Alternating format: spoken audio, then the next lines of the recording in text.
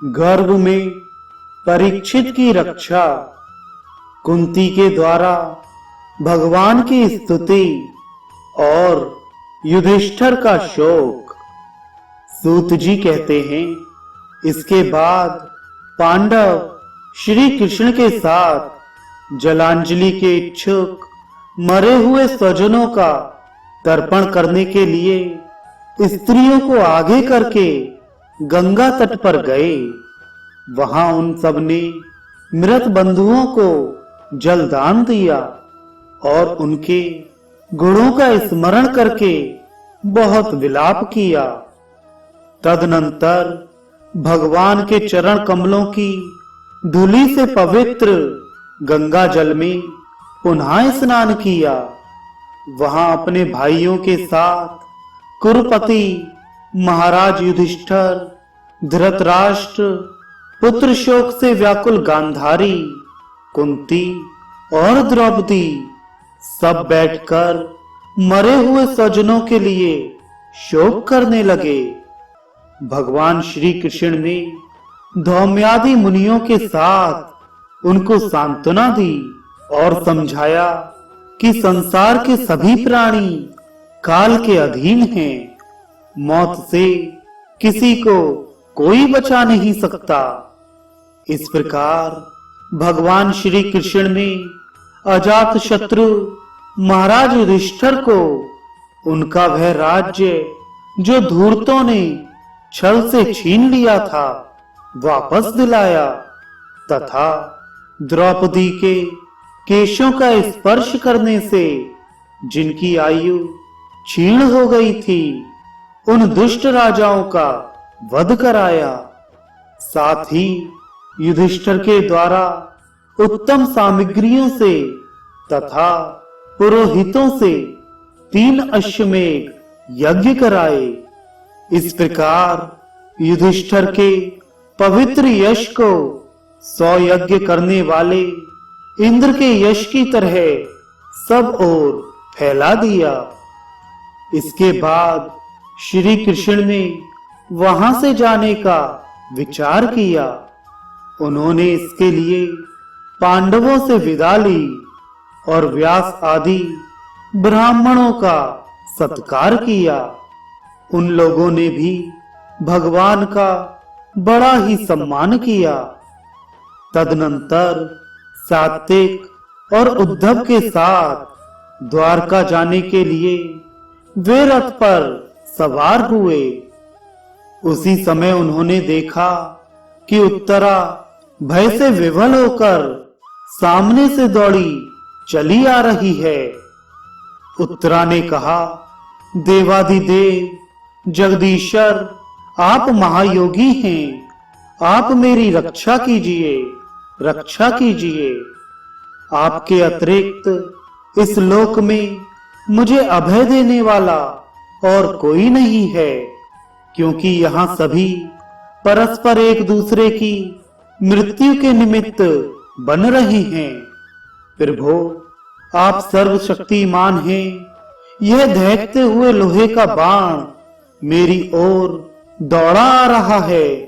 स्वामिन, यह मुझे भले ही जला डाले, परंतु मेरे गर्व को नष्ट ना करे, ऐसी कृपा कीजिए।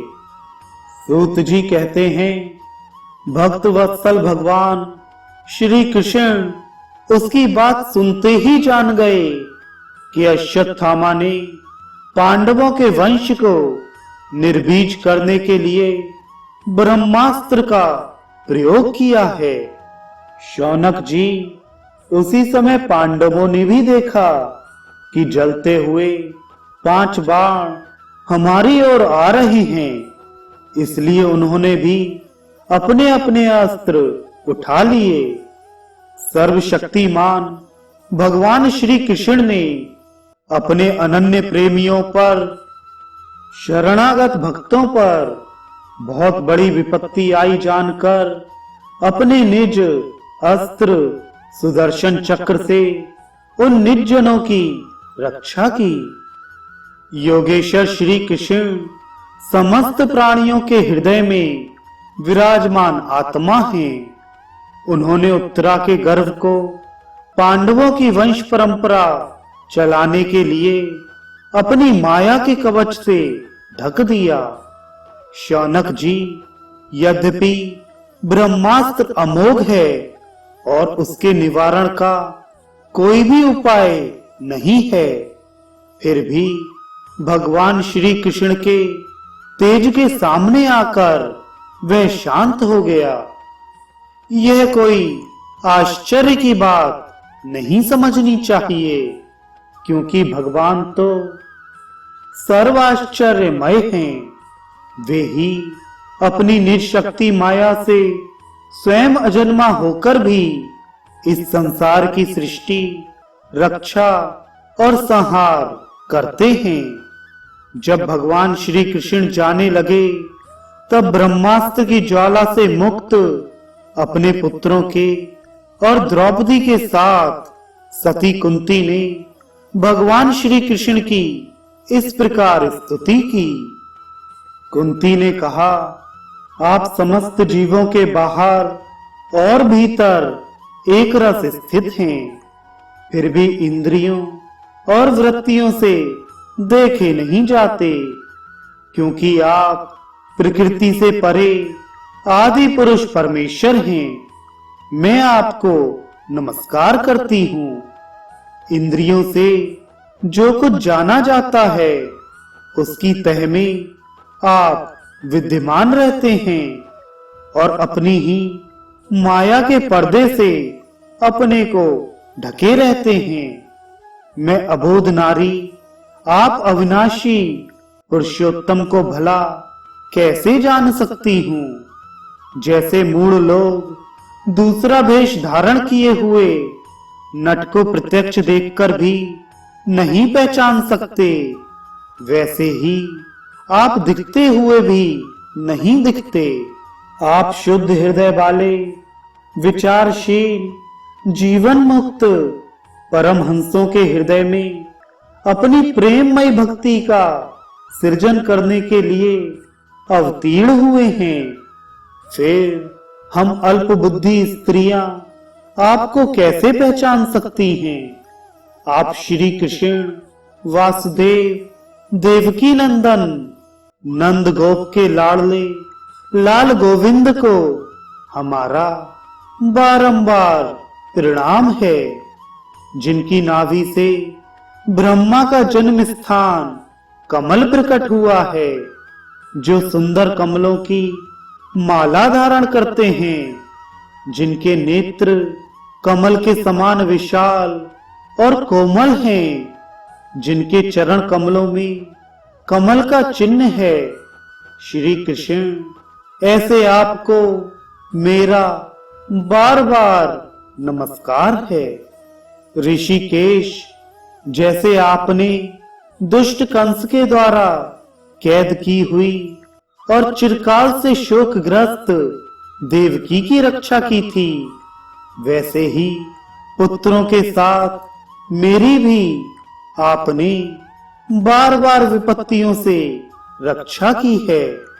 आप ही हमारे स्वामी हैं। आप सर्वशक्तिमान हैं। श्री कृष्ण, कहां तक गिनाऊं विष से, लाक्षागृह की भयानक आग से, हिडिंब आदि राक्षसों की दृष्टि से, दुष्टों की द्यूत सभा से, वनवास की विपत्तियों से और अनेक बार के युद्धों में अनेक महारथियों के शस्त्र अस्त्रों से, और अभी अभी इस अश्वत्थामा के ब्रह्मास्त्र से भी आपने ही हमारी रक्षा की है। जगत गुरु, हमारे जीवन में सर्वदा पद पद पर विपत्तियां आती रहें, क्योंकि विपत्तियों में ही निश्चित रूप से आपके दर्शन हुआ करते हैं, और आपके दर्शन हो जाने पर फिर जन्म मृत्यु के चक्कर में नहीं आना पड़ता। ऊंचे कुल में जन्म, ऐश्वर्य, विद्या और संपत्ति के कारण जिसका घमंड बढ़ रहा है, वह मनुष्य तो आपका नाम भी नहीं ले सकता, क्योंकि आप तो उन लोगों को दर्शन देते हैं जो अकिंचन है। आप निर्धनों के परम धन हैं। माया का प्रपंच आपका स्पर्श भी नहीं कर सकता। आप अपने आप में ही विहार करने वाले परम शांत स्वरूप हैं। आप ही कैवल्य मोक्ष के अधिपति हैं। आपको मैं बार बार नमस्कार करती हूँ। मैं आपको अनादि अनंत सर्वव्यापक सबके नियंता काल रूप परमेश्वर समझती हूँ। संसार के समस्त पदार्थ और प्राणी आपस में टकराकर विषमता के कारण परस्पर विरुद्ध हो रहे हैं, परंतु आप सब में समान रूप से विचर रहे हैं। भगवान, आप जब मनुष्यों की सी लीला करते हैं, तब आप क्या करना चाहते हैं, यह कोई नहीं जानता। आपका कभी कोई ना प्रिय है और ना प्रिय। आपके संबंध में लोगों की बुद्धि ही विषम हुआ करती है। आप विश्व के आत्मा हैं, विश्व रूप हैं। ना आप जन्म लेते हैं और ना कर्म ही करते हैं, फिर भी पशु पक्षी मनुष्य ऋषि जलचर आदि में आप जन्म लेते हैं और उन योनियों के अनुरूप दिव्य कर्म भी करते हैं। यह आपकी लीला ही तो है। जब बचपन में आपने दूध की मटकी तोड़कर यशोदा मैया को खिजा दिया था और उन्होंने आपको बांधने के लिए हाथ में रस्सी ली थी, तब आपकी आंखों में आंसू छलक आए थे। काजल कपोलों पर बह चला था। नेत्र चंचल हो रहे थे और भय की भावना से आपने अपने मुख को नीचे की ओर झुका लिया था। आपकी उस दशा का लीला छवि का ध्यान करके मैं मोहित हो जाती हूँ। भला जिससे भय भी भय मांगता है, उसकी यह दशा। आपने अजन्मा होकर भी जन्म क्यों लिया है, इसका कारण बतलाते हुए कोई कोई महापुरुष यूं कहते हैं कि जैसे मलयाचल की कीर्ति का विस्तार करने के लिए उसमें चंदन प्रकट होता है, वैसे ही अपने प्रिय भक्त पुण्यश्लोक राजा यदु की कीर्ति का विस्तार करने के लिए ही आपने उनके वंश में अवतार ग्रहण किया है। दूसरे लोग यूं कहते हैं, वसुदेव और देवकी ने पूर्व जन्म में सुतपा और पृश्री के रूप में आपसे यही वरदान प्राप्त किया था, इसलिए आप अजन्मा होते हुए भी जगत के कल्याण और दैत्यों के नाश के लिए उनके पुत्र बने हैं। कुछ और लोग यूं कहते हैं कि यह पृथ्वी दैत्यों के अत्यंत भार से समुद्र में डूबते हुए जहाज की तरह डगमगा रही थी, पीड़ित हो रही थी। तब ब्रह्मा की प्रार्थना से उसका भार उतारने के लिए ही आप प्रकट हुए। कोई महापुरुष यूं कहते हैं कि लोग इस संसार में अज्ञान, कामना और कर्मों के बंधन में जकड़े हुए पीड़ित हो रहे हैं। उन लोगों के लिए श्रवण और स्मरण करने योग्य लीला करने के विचार से ही आपने अवतार ग्रहण किया है। भक्तजन बार बार आपके चरित्र का श्रवण, गान, कीर्तन एवं स्मरण करके आनंदित होते रहते हैं। वे ही अवलंब आपके उस चरण कमल का दर्शन कर पाते हैं, जो जन्म मृत्यु के प्रवाह को सदा के लिए रोक देता है। भक्त वांछा कल्पतरु प्रभो, क्या अब आप अपने आश्रित और संबंधी हम लोगों को छोड़कर जाना चाहते हैं? आप जानते हैं कि आपके चरण कमलों के अतिरिक्त हमें और किसी का सहारा नहीं है। पृथ्वी के राजाओं के तो हम यूं ही विरोधी हो गए हैं, जैसे जीव के बिना इंद्रियां शक्तिहीन हो जाती हैं। वैसे ही आपके दर्शन बिना यदुवंशियों के और हमारे पुत्र पांडवों के नाम तथा रूप का अस्तित्व ही क्या रह जाता है। गदाधर आपके विलक्षण चरण चिन्हों से चिन्हित यह कुरुजांगल देश की भूमि आज जैसी शोभायमान हो रही है, वैसी आपके चले जाने के बाद ना रहेगी। आपकी दृष्टि के प्रभाव से ही यह देश पकी हुई फसल तथा लता वृक्षों से समृद्ध हो रहा है। ये वन, पर्वत, नदी और समुद्र भी आपकी दृष्टि से ही वृद्धि को प्राप्त हो रहे हैं। आप विश्व के स्वामी हैं, विश्व के आत्मा हैं और विश्व रूप हैं। यदुवंशियों और पांडवों में मेरी बड़ी ममता हो गई है। आप कृपा करके स्वजनों के साथ जोड़े हुए इस स्नेह की दृढ़ फांसी को काट दीजिए।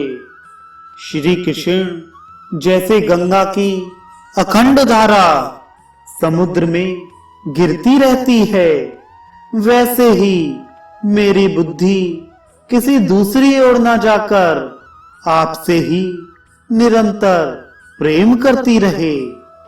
श्री कृष्ण अर्जुन के प्यारे सखा, यदुवंश शिरोमणि, आप पृथ्वी के भार रूप राजवेशधारी दैत्यों को जलाने के लिए अग्नि स्वरूप हैं।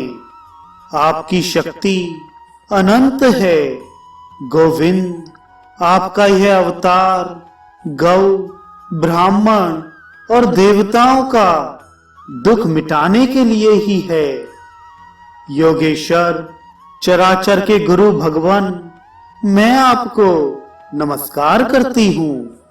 सूत जी कहते हैं, इस प्रकार कुंती ने बड़े मधुर शब्दों में भगवान की अधिकांश लीलाओं का वर्णन किया। यह सब सुनकर भगवान श्री कृष्ण अपनी माया से उसे मोहित करते हुए से मंद मंद मुस्कुराने लगे। उन्होंने कुंती से कह दिया, अच्छा ठीक है, और रथ के स्थान से वे हस्तिनापुर लौट आए। वहां कुंती और सुभद्रा आदि देवियों से विदा लेकर जब वे जाने लगे, तब राजा युधिष्ठिर ने बड़े प्रेम से उन्हें रोक लिया। राजा युधिष्ठिर को अपने भाई बंधुओं के मारे जाने का बड़ा शौक हो रहा था। भगवान की लीला का मर्म जानने वाले व्यास आदि महर्षियों ने और स्वयं अद्भुत चरित्र करने वाले भगवान श्री कृष्ण ने भी अनेकों इतिहास कहकर उन्हें समझाने की बहुत चेष्टा की, परंतु उन्हें सांत्वना ना मिली, उनका शोक ना मिटा। शौनकादि ऋषियों, धर्मपुत्र राजा युधिष्ठिर को अपने स्वजनों के वध से बड़ी चिंता हुई। वे अविवेक युक्त चित्त से स्नेह और मोह के वश में होकर कहने लगे, भला मुझ दुरात्मा के हृदय में बद्धमूल हुए इस अज्ञान को तो देखो। मैंने सियार कुत्तों के आहार इस अनात्मा शरीर के लिए अनेक अक्षौणी सेना का नाश कर डाला। मैंने बालक, ब्राह्मण, संबंधी, मित्र, चाचा, ताऊ, भाई बंधु और गुरुजनों से द्रोह किया है। करोड़ों वर्षों में भी नरक से मेरा छुटकारा नहीं हो सकता। यद्यपि शास्त्र का वचन है कि राजा यदि प्रजा का पालन करने के लिए धर्म युद्ध में शत्रुओं को मारे तो उसे पाप नहीं लगता, फिर भी इससे मुझे संतोष नहीं होता। स्त्रियों के पति और भाई बंधुओं को मारने से उनका मेरे द्वारा यहाँ जो अपराध हुआ है उसका मैं गृहस्थोचित यज्ञ आदि के द्वारा मार्जन करने में समर्थ नहीं हूं। जैसे कीचड़ से गंदला जल स्वच्छ नहीं किया जा सकता, मदरा से मदरा की अपवित्रता नहीं मिटाई जा सकती, वैसे ही बहुत से हिंसा बहुल यज्ञों के द्वारा एक भी प्राणी की हत्या का प्रायश्चित नहीं किया जा सकता।